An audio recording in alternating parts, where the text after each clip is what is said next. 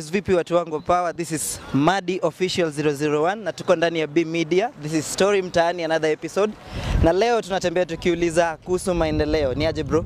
Sana. Unaitwa nani? Naitwa Ambrose. Unaitwa nani? Naitwa Anton Kamau. Wewe ni mkaaji wa Maroroi? Jua kali hapa niko. Hapa ndio home. Nyinyi ni wakaaji wa Maroroi? Ni mkaaji wa Maroroi? Ndio. Sana. Unaweza tuambia jina, unaitwa nani? Naitwa Peter Karanja. Mingi hakuna maendeleo sana, mingi ni changamoto. Una feel aje kuhusu maendeleo ya Maroroi?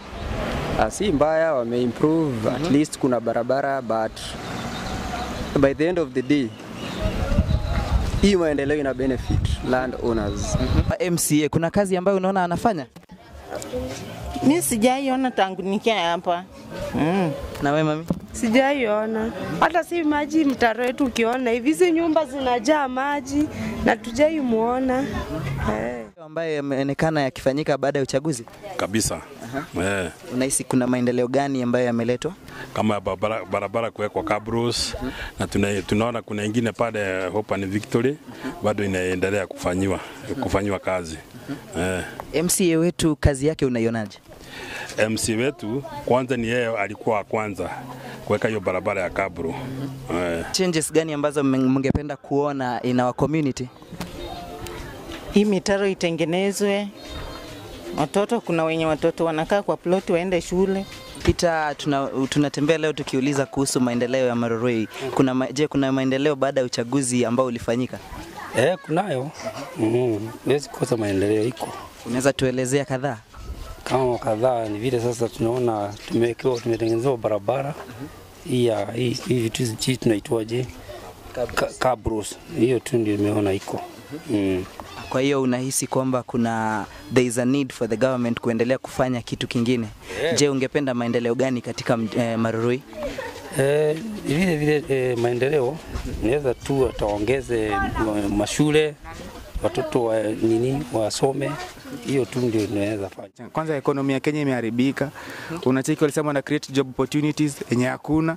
Vijana kama sisi tuna hustle huku nje, hakuna kazi, watu wanahangaika, tunateseka. Kuna watu wanalala njaa. Angalia mtaro kama hii inapita katikati ya nyumba za watu, wangekuwa wameshughulikia. Opportunities hakuna vitu mingi sana. Plus cost of living iko juu. Una get? Iko hivyo sasa. Wewe kama youth unahisi ya kwamba MCA wetu anaweza saidia aje vijana? MCA sana faa create job opportunities, keep kijana busy. Ndio at least hata ajitafutie maisha, unaona. Wewe ni changes gani una expect zikuje katika mtaa wa Maroroi? Mtaa wa Maroroi kuna vitu mingi sana. Kwanza nikiangalia mimi kaa youth huko Maroroi, niko na mabeshi zangu wote ni mayouth. Na 95% hawayuko job.